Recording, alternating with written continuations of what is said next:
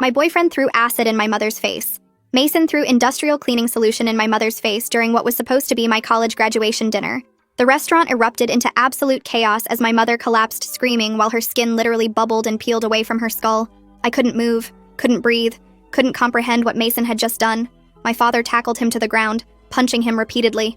I wanted to scream, but my throat wouldn't work as I watched my mother's face dissolve. "She's been stealing Beatrice's identity for 3 years," Mason shouted while trying to shield himself from my father's fists, as 2 of my uncles jumped in to help restrain him, all of them slipping in the blood spreading across the floor. "She's been using their identical resemblance to drain her bank accounts." I was barely listening.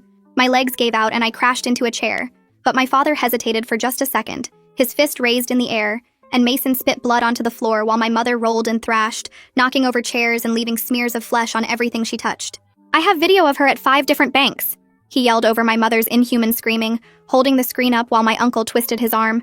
"I noticed discrepancies in Beatrice's accounts when we were apartment hunting and installed tracking software, and I've caught her mother stealing $40,000.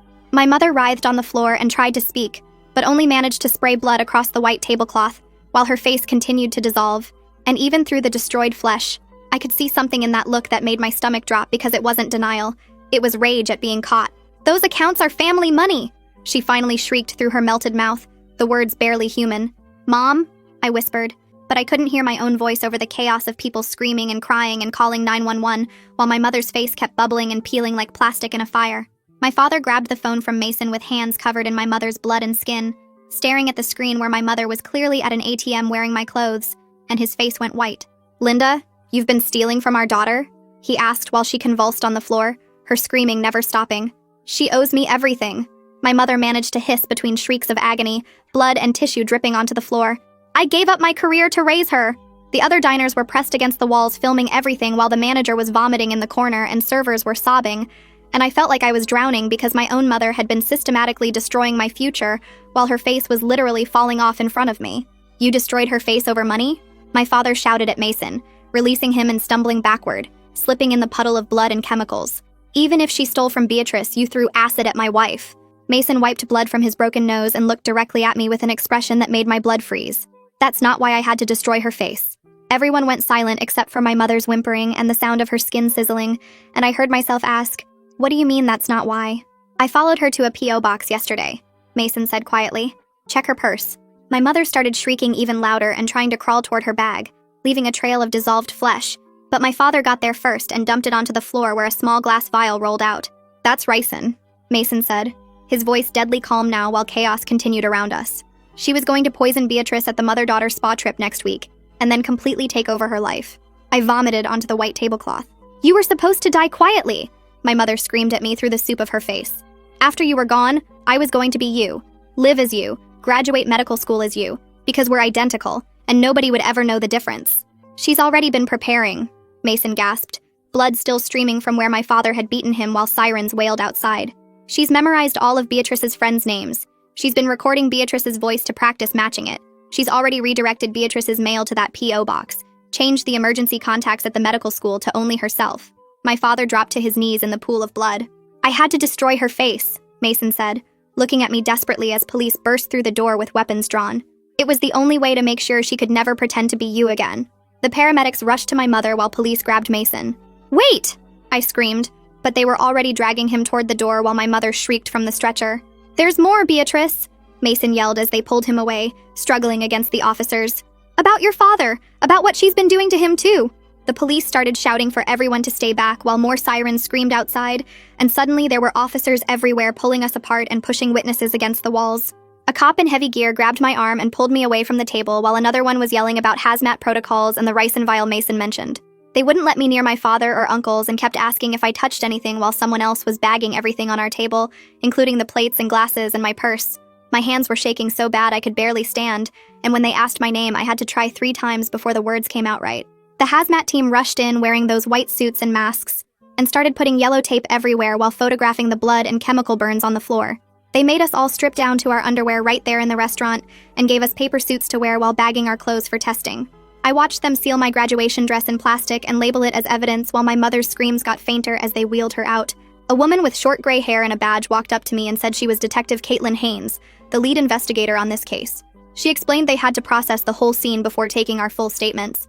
but she wanted me to know she'd be handling everything. Her voice was calm and steady, which helped me focus on something besides the smell of burned flesh still hanging in the air. She told me the restaurant would stay closed with crime scene tape while they collected evidence, and that I'd need to come to the station later. The paramedics loaded my mother into an ambulance with burn specialists while Detective Haynes arranged for me to go to the hospital for decontamination. They put me in a separate ambulance, and the EMT kept checking my skin for any chemical burns while we drove to the emergency room.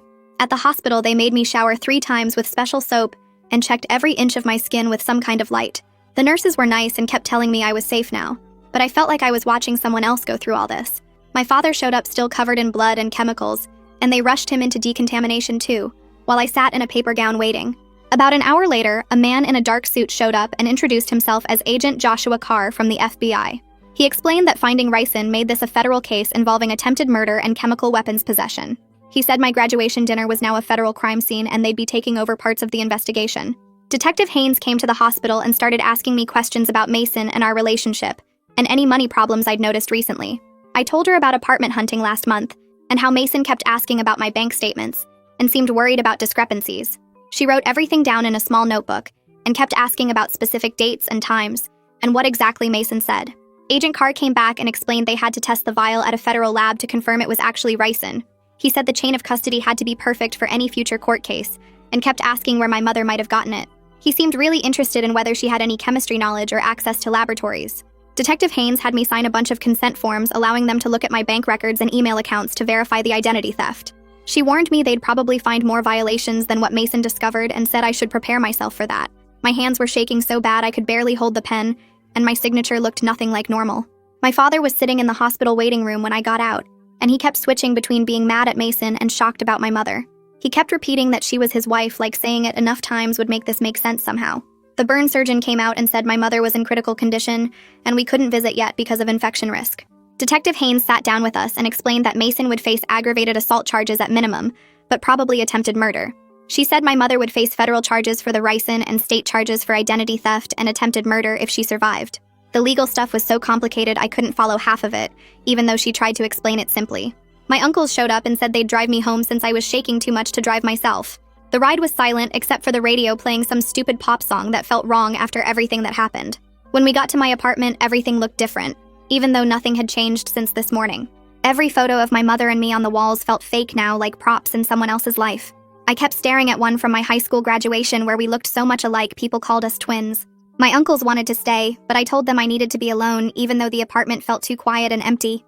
I sat on my couch still wearing the hospital scrubs they gave me and tried to understand how my mother could plan to kill me.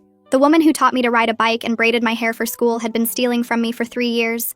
She'd been practicing my voice and memorizing my friends and planning to poison me at a spa where I'd trust her completely. Mason knew somehow and decided destroying her face was the only way to save me from being replaced. My phone kept buzzing with messages from people who heard something happened, but I couldn't bring myself to answer any of them. I got up to get water, and that's when I saw the yellow envelope on my kitchen counter that I definitely didn't put there. My hands shook as I picked it up and read the mail forwarding confirmation from USPS dated 6 days ago. The new address was a P.O. box across town, and my signature at the bottom looked perfect, except I never signed this. I grabbed my phone and called my bank while my legs gave out, and I slid down the cabinet to sit on the floor.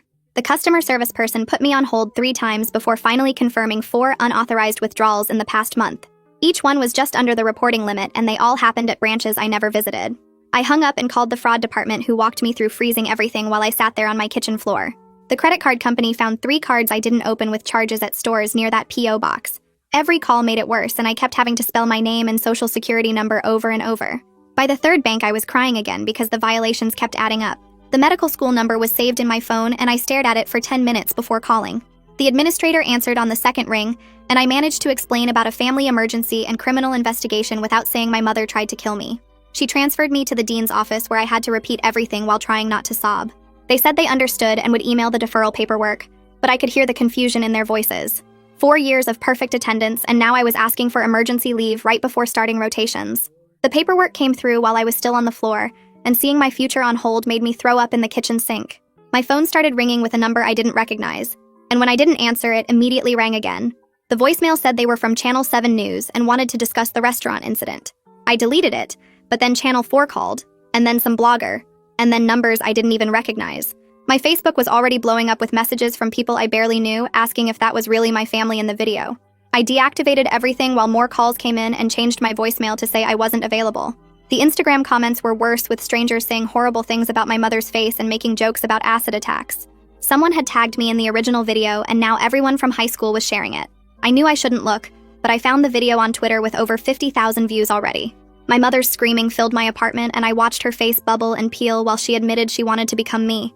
The comments said we deserved it, or that Mason was a hero, or that the whole thing was fake. People were arguing about whether throwing acid was justified if someone was planning murder. I made it to the bathroom before throwing up this time, but I could still hear her voice from the video. Detective Haynes had given me her card and told me not to watch anything online, but I couldn't stop myself. She answered when I called and said she needed me to write down everything I remembered about the attack. She wanted dates and times and any strange behavior from my mother that I might have dismissed. I got a notebook and started writing, but my hand kept cramping from gripping the pen too tight. The list started with her insisting on having copies of all my apartment keys for emergencies, then asking detailed questions about my class schedule and which professors I had. She memorized my friends' birthdays and their parents' names, which seemed sweet at the time. The way she'd practice my laugh when she thought I wasn't listening. How she bought the same perfume and started wearing her hair exactly like mine. She asked about my passwords for everything, saying she needed them in case something happened to me. The list filled 3 pages, and I was only up to last year. That night I tried to sleep but kept seeing her melted face every time I closed my eyes. The smell of chemicals seemed stuck in my nose even though I'd showered 3 times. I got up and paced from the living room to the bedroom over and over. The apartment was too quiet, but turning on the TV might mean seeing the video again. I checked the locks 4 times and moved a chair in front of the door. My sheets were soaked with sweat when I tried lying down again. Her voice saying I owed her everything kept repeating in my head. I paced until my feet hurt and then kept pacing anyway. The sun came up and I was still walking back and forth like some kind of broken robot. My phone had 17 missed calls and I was scrolling through them when I saw Mason's name. The voicemail was from yesterday morning at 7:43 hours before the dinner. His voice sounded different, scared and talking fast about needing to tell me something about my mother. He said he'd found something terrible and I needed to know before the dinner. He begged me to call him back immediately and said he was sorry for what he might have to do. The message cut off mid-sentence like he ran out of time. Detective Haynes called asking me to come to the station because she had something to show me. The security footage from 5 different ATMs was lined up on her computer screen. My mother wore my clothes and walked exactly like me in every single one. She'd studied my mannerisms so perfectly that I couldn't tell it wasn't me at first. The way I tucked my hair behind my ear and how I always checked my phone while waiting. She even wore the same jewelry I always wore and carried my purse the same way. Each video showed her withdrawing the maximum amount while perfectly imitating me. My father called while I was still at the station and his voice sounded hollow. The doctors had Linda in a medically induced coma because of the infection risk and pain level. He wanted me to come see her even though she was unconscious, but I couldn't do it. We argued and he said family doesn't abandon family no matter what they did. I hung up on him, which I'd never done before. Agent Carr called an hour later saying the substance was definitely ricin and highly concentrated. He explained she probably extracted it herself from castor beans based on her internet history. The searches went back 4 months with detailed research on extraction methods and lethal doses. She'd ordered the beans online and had them shipped to that P.O. box. The planned murder was absolutely premeditated, and she'd picked the spa because she could control what I ate and drank there. My phone started buzzing with texts from friends who'd seen the news, and they were all remembering weird stuff about my mother that suddenly made sense. Sarah texted about how my mom always insisted on coming to every single doctor appointment I had, even for basic checkups when I was 22 years old. Katie remembered my mother grilling her about my prescriptions when I had strep throat, asking for exact dosages and refill dates. More messages kept coming about how she'd show up at study groups uninvited, taking notes on who my friends were and memorizing their names and details about their lives. The pattern was so obvious now that I couldn't believe I'd missed it for years. Detective Haynes called me back to the station the next morning because they'd found more evidence. The Postal Service had records showing my mother rented that P.O. box 6 months ago, and she'd used my forged signature on all the paperwork. They pulled surveillance footage of her collecting mail there twice a week, always wearing sunglasses and a hat, but clearly her. She'd been getting my bank statements, credit card offers, even my medical school correspondence sent there instead of my apartment. The postal worker remembered her because she always paid in cash and avoided conversation. I spent the next 2 days calling every bank and credit card company I could think of, and each call revealed more fraud. Capital One had a card I never opened with $8,000 in charges. Chase had 2 accounts in my name that were maxed out. Wells Fargo showed cash advances I never took. The total kept climbing past $50,000 as I found more hidden accounts, and each discovery made me physically sick. Every customer service rep I talked to had to file fraud reports and freeze the accounts while I faxed police reports and affidavits. 3 days after the attack, I finally went to the hospital to see my mother. They wouldn't let me in her room because of infection risk, so I had to look through the glass window. Her entire head was wrapped in white bandages with tubes coming out everywhere. The nurse said they were doing skin grafts, but the damage was too severe for full reconstruction. Even through all the bandages, I could see the shape of her face was wrong, collapsed in places where the flesh had dissolved. Part of me wanted to feel sorry for her, but mostly I just felt empty watching her chest rise and fall with the ventilator. Detective Haynes had been going through my mother's laptop and found years of emails to her friends complaining about me. The messages started when I got into medical school. Angry rants about how she gave up her nursing career to raise me, and I owed her everything. One email from last year said she deserved to live my life more than I did because she made all the sacrifices. Another one detailed how unfair it was that I got opportunities she never had. The detective printed out dozens of these messages, each one more bitter than the last. That afternoon, Nina Ortega from Victim Services called to introduce herself and explain what would happen next. She had a calm voice that made me feel less crazy as she walked through my rights as a victim and how the legal process would work. She warned me both cases would take months or maybe years to resolve, and I'd probably have to testify multiple times. She gave me her direct number and said she'd be my advocate through everything, making sure I understood each step. Having someone whose only job was helping me felt like the first good thing since this nightmare started. The social media situation exploded when someone identified me from the restaurant videos and posted my name online. My Facebook and Instagram were suddenly flooded with friend requests and messages from strangers. Some people called me lucky that Mason saved me. Others said I must have known what my mother was doing. Reporter requests filled my inbox, and people I hadn't talked to since high school were suddenly reaching out for the inside story. I had to make everything private and eventually just deleted the apps from my phone. Even going to the grocery store became awful when I noticed people staring and whispering. One woman actually came up and asked if I was the girl from the acid attack video. A week after everything happened, I went to Mason's arraignment even though Nina strongly advised against it. The courtroom was smaller than I expected, and Mason looked wrong in the orange jumpsuit with his hands cuffed. His lawyer, Dorian Glass, argued that Mason acted in defense of another person and should be released on bail. The prosecutor said throwing acid was excessive force regardless of the circumstances. Mason pleaded not guilty and kept trying to make eye contact with me, but I couldn't look at him for more than a second. Seeing him like that, knowing he was there because he tried to save me in the worst possible way, broke something inside me that I couldn't name. After the hearing, Detective Haynes pulled me aside and mentioned Mason might cooperate against my mother in exchange for reduced charges. The idea of them making deals about what happened to my family made me angry enough to punch the wall. She explained they needed Mason's evidence, especially the surveillance footage he'd collected of my mother. Without his cooperation, proving the full extent of her crimes would be much harder. 2 days later, Agent Carr called with the lab results confirming the ricin was concentrated enough to kill within hours if ingested. He said my mother had been researching poisons online for 4 months before settling on ricin because it was hard to detect in an autopsy. She'd specifically chosen the spa weekend because she could control everything I ate and drank, probably planning to put it in a smoothie or tea. The agent had traced her research through library computers and internet cafes where she thought she was being anonymous, but they'd recovered everything. My father called me that same afternoon and asked me to come over because he'd found something while going through old paperwork in the basement. I drove to their house and found him sitting at the kitchen table with stacks of documents spread everywhere, his hands shaking as he held up a folder. He'd discovered power of attorney papers from last year that my mother had convinced him to sign by saying they needed them for insurance purposes in case something happened to either of them. The documents gave her complete control over all his financial decisions and medical care, and he'd signed them without reading the fine print, because he trusted her. His voice cracked when he admitted he never questioned why she insisted on handling all their banking after that. Never wondered why she started picking up his prescriptions. Never thought twice when she said she was organizing their finances for retirement. Detective Haynes showed up at the house the next morning with a warrant for my mother's electronics, and immediately found something on her laptop that made her call for backup. The computer had hundreds of audio files where my mother had recorded herself practicing my voice for hours at a time, repeating my most common phrases and my laugh over and over until she got them perfect. I listened to one file where she said, "Hi, I'm Beatrice," at least 50 times in a row, each attempt getting closer to my actual voice, and another where she practiced phone conversations with my friends, using their real names and inside jokes she'd memorized. The detective played another recording where my mother rehearsed calling my medical school to request time off, matching my speech patterns so well that even I almost believed it was me talking.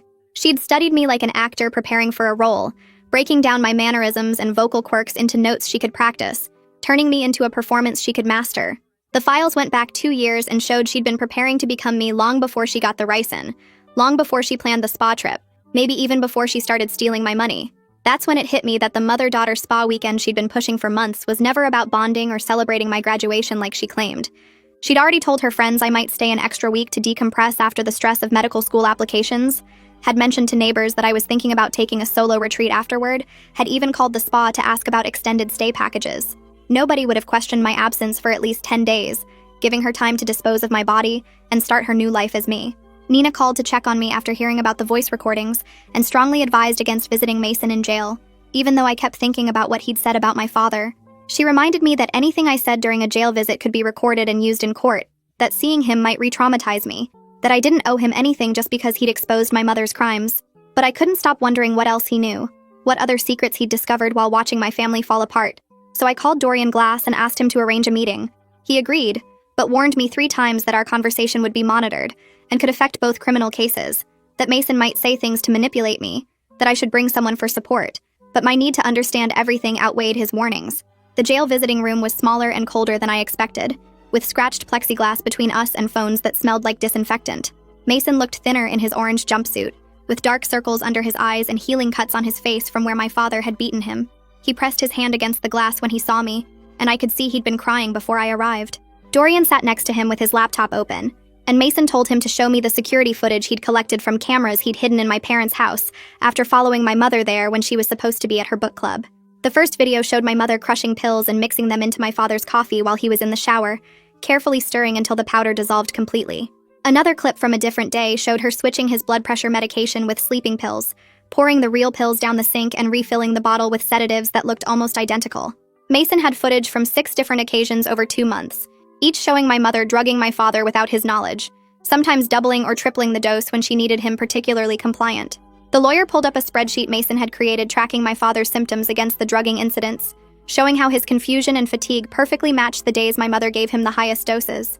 After the visit, Nina met me at a coffee shop near the jail because she could tell from my voice on the phone that I was falling apart. She sat with me while I ugly cried into my latte and reminded me that Mason throwing acid was still assault, that violence wasn't justified even if it exposed worse crimes, that I could be grateful for the truth while still being traumatized by how I learned it. She helped me see that I didn't have to forgive Mason or thank him or feel guilty about him being in jail, that my feelings about everything were allowed to be complicated and contradictory. She scheduled extra therapy sessions for me and gave me worksheets about setting boundaries with people who hurt you, even when they claim they were protecting you. The pharmacist from the CVS near my parents' house confirmed to police that my mother had been filling prescriptions for my father using 3 different doctors who'd never actually seen him. She'd forged his signature on the prescriptions and paid cash to avoid insurance records, rotating between 5 pharmacies so nobody would notice the pattern. The pharmacist remembered my mother specifically, because she always came alone and got nervous when asked routine questions about the medications, claiming my father was too sick to pick them up himself. Detective Haynes pulled records going back 18 months showing my mother had filled prescriptions for enough sedatives to keep a horse unconscious, all supposedly for my father's anxiety that he didn't even know he had. The hospital ran comprehensive blood work on my father after learning about the drugging, and found levels of 3 different sedatives that he'd never been prescribed by any legitimate doctor. His actual blood pressure had been dangerously high for months, because he wasn't getting his real medication, and the sedatives had been masking symptoms that could have killed him. The doctors started a careful withdrawal protocol, monitoring him round the clock as they slowly reduced the chemicals my mother had been flooding his system with for over a year. He had seizures on the 3rd day of withdrawal, his body so dependent on the drugs that stopping them too quickly could have been fatal. Police executed a search warrant on my parents' house and found the tracking software Mason had mentioned installed on my father's laptop, phone, and tablet. My mother had been monitoring every email he sent, every website he visited, every call he made, with the data backing up to a cloud account she controlled. The software logged his GPS location every 5 minutes, recorded his passwords as he typed them, even activated his phone's microphone to listen to his conversations when she wasn't home. They found logs showing she'd been tracking him for 3 years, reading his texts to his brother about feeling confused, watching him search for symptoms of early dementia, knowing he was scared about his memory problems that she was causing. In the garage, investigators discovered receipts from 4 different online retailers for castor beans, the plant used to make ricin, ordered over 6 months using prepaid credit cards. She'd bought chemistry equipment including a coffee grinder, filters, and acetone, everything needed to extract the poison from the beans. They found her handwritten notes on extraction methods copied from chemistry textbooks she'd checked out from 3 different libraries, complete with temperature requirements and safety precautions. In a locked filing cabinet, they discovered she'd been testing the poison on mice she bought from pet stores, keeping detailed notes about dosages and how long each mouse took to die. The preparation had taken months of careful planning, and she'd even researched which autopsy tests might detect ricin, so she could make sure I'd be cremated before anyone suspected murder. The medical school admin office called 3 days later, needing official paperwork from the police about why I couldn't start classes. I sat at my kitchen table trying to write the formal request letter, but my hands kept shaking. The words looked wrong typed out like that, all clean and neat, describing how my mother planned to poison me. Detective Haynes helped me get the right case numbers and signed forms saying I was part of an active investigation. The school approved a full-year deferral after reading the police reports. 2 weeks after the attack, I finally found a therapist who dealt with family trauma cases. Her office had soft chairs and boxes of tissues everywhere. I tried to explain what happened, but mostly just cried for the whole first session. She kept saying things like this went way beyond normal family problems, and I wasn't crazy for feeling destroyed. The therapist gave me homework to write down 3 feelings every day, but I could only write confused over and over. Detective Haynes called me in to review witness statements from the restaurant. My uncles both told police they heard Mason screaming that my mother was going to kill me before he threw the chemicals. 5 other people eating dinner said the same thing in their statements. The detective said this could really help Mason's defense lawyer argue he was trying to protect me. She showed me security footage from outside where you could see Mason pacing back and forth for 20 minutes before coming inside. The prosecutor's office sent a thick envelope with court dates and warnings about what would happen. Nina came to my apartment to help me understand all the legal papers. She explained both defense teams would try to make me look bad on the stand to help their clients. We practiced answering questions without getting emotional, but I kept breaking down when she asked about my mother. Nina said the cross-examination would be way worse than practice, and I needed to prepare myself mentally. 3 weeks after the attack, the hospital called to say my mother was awake. The police had guards outside her room every hour of the day and night. Her lawyer wanted to do the arraignment right there in the burn unit since she couldn't be moved yet. Even with her face wrapped in bandages and facing life in prison, she told the judge I betrayed her by not being grateful for everything she did. The judge set bail at $5 million, which nobody could pay. Federal prosecutor Autumn Fitzpatrick met with the state prosecutors to figure out who would charge what. She took the ricin case since that was federal while the state handled the identity theft and fraud charges. They warned me this meant 2 separate trials that could take years to finish. Autumn seemed really confident about getting a conviction with all the evidence they found. A reporter from some newspaper called my father saying she had information about my mother's past. She claimed there were sealed records from another state about similar problems 20 years ago. My father hung up on her, but we both wondered what else my mother had hidden from us. The woman we thought we knew our whole lives never really existed at all. I went to the hardware store and bought new locks for every door in my apartment. The locksmith found scratches showing someone had copied my keys recently, probably my mother. I also installed security cameras that sent alerts to my phone whenever someone came near my door. My father moved into my spare bedroom because neither of us felt safe being alone anymore. We jumped at every noise and checked the locks constantly. Mason's lawyer sent over his psychological evaluation for me to read before the hearing. The report said he had impulse control problems from stuff that happened when he was a kid. Dorian Glass wanted to use this to explain why Mason acted so extreme, but said it didn't excuse what he did. Reading about Mason's childhood trauma made him seem more human, but didn't change the fact that he destroyed my mother's face. The prosecutor explained that even with cooperation, Mason would get 5 to 10 years for assault with a chemical weapon. Dorian said this was actually pretty light considering the permanent damage he caused. It felt weird that the person who saved my life would go to prison while also knowing he had to. 3 weeks later, I sat in a small office downtown, while a financial advisor spread papers across his desk showing all the damage my mother had done to my accounts. He pointed at each fraudulent transaction with his pen, explaining how she'd opened credit cards in my name and maxed them out buying stuff she returned for cash. The total damage came to almost $60,000 when we added everything up, and that didn't count the legal fees that would pile up trying to fix it all. He said identity theft recovery could take years and warned me to check my credit report every month from now on, because sometimes new accounts showed up months later. My father sat next to me going through his own stack of papers, discovering accounts he never knew existed, and loans taken out using their joint assets as collateral. The advisor kept shaking his head and saying he'd never seen family identity theft this organized before. We spent 4 hours documenting everything for the police and filing disputes with every bank and credit card company. My hands cramped from signing affidavits and fraud reports. The advisor said we needed to freeze our credit immediately and change every password and security question on every account. He gave us a checklist that ran 3 pages long of all the steps to protect ourselves going forward. My father looked older than I'd ever seen him as he realized how much control my mother had taken without him noticing. 3 months after the attack, I walked into the courthouse for my mother's preliminary hearing feeling like I might throw up. The bailiff led her in wearing an orange jumpsuit with her hands and feet shackled, and they had to help her into the wheelchair because she couldn't walk properly yet. Her entire head was wrapped in white bandages with only her eyes and mouth visible through small openings. She turned those eyes on me the second she entered the room and didn't look away once during the entire hearing. The hate coming through those bandages was so strong I could feel it from across the courtroom. The prosecutor laid out the charges while my mother sat perfectly still, except for her hands gripping the wheelchair arm so tight her knuckles went white. When the judge asked how she wanted to plead, she said not guilty in a voice rough from all the surgeries on her throat.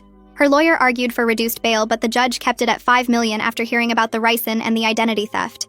My mother kept staring at me even as they wheeled her back out. That same week, my father went to a different courthouse to file divorce papers and get a restraining order. He showed the judge threatening letters my mother had sent from jail saying she'd destroy him for abandoning her when she needed him most. One letter described in detail how she'd ruin his reputation at work and make sure everyone knew what a coward he was. Another one said I'd poisoned him against her. and that we'd both pay for our betrayal. The judge granted the restraining order immediately and said the divorce would be finalized whether my mother participated or not.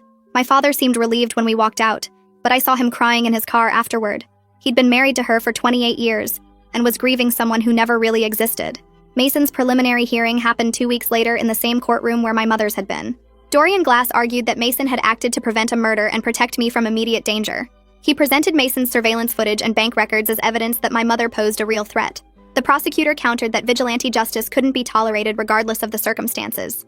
Mason sat quietly through it all, only speaking when the judge asked him directly if he understood the charges. The judge took an hour to decide, but ultimately ruled the case would proceed to trial. Mason nodded like he'd expected this outcome. Dorian told me afterward that they'd keep fighting, but Mason had already accepted he'd serve time. A month later, I had to testify at another hearing for my mother's case about the identity theft and poisoning plot. Her lawyer tried to make me look ungrateful, asking if my mother had paid for my education and supported me through college. He suggested I was exaggerating the threat because I was angry about some stolen money. I kept my voice steady and stuck to facts about the bank footage and the ricin and the forged documents. The prosecutor had warned me this would happen, but it still hurt hearing someone twist everything to make me the villain. My mother watched me the whole time with those eyes burning through the bandage holes. When I finished testifying, the judge said there was enough evidence to proceed to trial on all charges. The burn surgeon met with me and my father to explain my mother's condition and what came next. He showed us charts of the damage to her face, pointing out where the acid had destroyed muscle and nerve tissue that could never fully heal. She'd need at least 30 surgeries over the next 5 years just to rebuild basic facial structure. Her nose was mostly gone and would need complete reconstruction. One ear was so damaged they'd have to build a prosthetic. She'd never look remotely like she used to and would have constant pain from nerve damage for the rest of her life. Part of me felt sick hearing this, but another part thought about her planning to poison me and felt like this was justice. The surgeon said she'd already had 6 surgeries just to prevent infection and stabilize the wounds. 2 weeks before the trial date, Autumn Fitzpatrick called to say my mother had refused the plea deal they'd offered. 15 years with possibility of parole in 10 wasn't good enough for her, because she truly believed a jury would understand why she'd done everything. Autumn sounded confident about getting a conviction anyway given all the evidence, but warned me the trial would be brutal. My mother wanted to testify herself, and would probably try to paint herself as a sacrificing mother who just wanted what was best for her daughter. The delusion ran so deep she couldn't see how crazy that sounded. 4 months after everything started, I went grocery shopping and saw a woman with my mother's exact hair color and build walking toward me down the cereal aisle. My chest got tight and I couldn't breathe, and suddenly I was on the floor with people standing over me asking if I was okay. The manager called an ambulance, but I just needed to get out of there. I left a full cart of groceries and drove home, where I sat in my car for an hour trying to stop shaking. My therapist had taught me breathing exercises for panic attacks, but they barely helped. I didn't go back to that store for weeks. 6 months after the attack, I called my medical school to request another extension, since the trials kept getting delayed. My advisor said they could give me one more 6-month deferral, but after that, I'd have to reapply. All my classmates were graduating without me, starting their residencies while I was stuck in legal hell. Some dreams had to wait, but it still hurt watching everyone else move forward while I stood still. The school sent paperwork requiring updated letters from law enforcement confirming the ongoing criminal cases. A week later, the judge held a hearing about whether the 2 cases should be tried together, since they involved the same incident. The defense wanted them combined, arguing it would be traumatic making everyone testify twice about the same events. The prosecutors fought against it, saying the cases were too different, and combining them would confuse the jury. After 2 hours of arguments, the judge ruled they'd stay separate. This meant testifying multiple times and the legal process stretching out even longer, but the prosecutors said it gave them better chances of getting convictions in both cases. 8 months dragged by with endless court dates and paperwork before Mason finally stood in front of the judge to accept his plea deal. The courtroom was packed with people I didn't know, but who apparently followed the case online. Mason wore a dark suit instead of the orange jumpsuit, and his lawyer Dorian stood beside him reading the terms. 7 years with possibility of parole in 4 if he stayed out of trouble and completed anger management programs. The judge asked if he understood, and Mason nodded before turning to face my mother and me. "I'm sorry for the pain I caused," he said quietly while looking at the floor. "I let my fear override my judgment, and I take full responsibility for my actions." My mother sat in her wheelchair with bandages still covering most of her face and didn't react at all. I felt relieved it was finally over, but also weird about the sentence because 7 years seemed both too long and not long enough. 2 weeks later, my mother's federal case wrapped up when Autumn called to say she'd accepted a plea deal rather than risk life in prison. 15 years in federal prison with no chance of early release for the first 10. She had to pay back everything she stole but had no money left after legal fees ate through her savings. The judge asked if she wanted to make a statement, and she stood up using a cane for support. "I gave up everything for my daughter and she owes me," she said through the reconstructed parts of her mouth. "I don't apologize for trying to take what was mine. The courtroom went silent, and even her own lawyer looked uncomfortable. My father started his own therapy sessions around this time, and his therapist helped him safely reduce all the medications my mother had been forcing on him. It took months of careful monitoring because stopping some of them too fast could cause seizures or worse. As the fog lifted, a different person emerged from the sleepy man I'd known my whole life. He was more assertive and his thoughts were clearer, and he actually had opinions about things instead of just agreeing with whatever my mother said. We sat in his living room one night, and he told me he felt like he'd been underwater for years. "I keep thinking about who we could have been without her controlling everything," he said while looking at old photo albums. We both cried because there was no way to get those years back. I spent weeks working with specialists to reclaim my identity and get new documents my mother couldn't access. The Social Security office required extra verification, including fingerprints and multiple forms of ID before issuing a new card. Getting a new passport meant bringing court documents proving the identity theft and waiting while they verified everything through special channels. Every bank account needed fraud alerts and extra security questions that only I would know the answers to. The DMV made me retake my photo and issued a new license with enhanced security features. Each document took forever to process, but slowly I rebuilt my official existence from scratch. My father and I decided to clean out my mother's belongings from the house since she wouldn't need them for at least a decade. We found boxes of photos in her closet that made my stomach turn. She'd printed pictures of me from social media and covered them with handwritten notes about my mannerisms and speech patterns. One photo from my college graduation had arrows pointing to how I held my hands when I talked. Another showed me laughing with friends, and she'd written down the exact sound of my laugh phonetically. Mixed in with these creepy study materials were pictures from my childhood when I was 5 or 6 years old. In those photos, she looked like a normal mom pushing me on swings or helping me build sandcastles. The grief hit weird because I mourned the mother I thought I had while being disgusted by who she really was. Nina helped me file official no-contact orders that would activate when my mother got released from prison. The paperwork spelled out that she couldn't come within 500 feet of me or try to contact me through third parties. Nina explained that we needed to plan for that distant future, even though it felt unreal to think about my mother as a free person again. "Some threats never fully end," Nina said while we reviewed the documents. "You need protection in place before she gets out." A full year after the acid attack, I walked back into my medical school building with my hands shaking. My therapist had prepared me for this moment, and a few close friends who knew everything met me at the entrance. Other students definitely stared and whispered when they saw me, but I kept walking to my first class. My advisor had arranged for me to join the current second-year class, so I wouldn't be completely alone. The professor welcomed me back and then launched into a lecture about cardiac medications. I took notes and tried to focus on the material instead of thinking about everything that had happened. During lunch, I sat with my friends and we talked about normal stuff like exams and residency applications. My life was moving forward even though the scars from everything would always be there. I'd reclaimed my name and my future, but both carried permanent marks from what happened. Mason saved my life through violence that would keep him locked up for years. My mother tried to steal my existence through violence that destroyed her face forever. I survived both of them, and now I was building something new from the pieces that remained. All right, that's a wrap on today's little journey. Really appreciate you hanging out and wondering through all this with me. Hope to see you back here again soon. Like the video, it helps more than you think.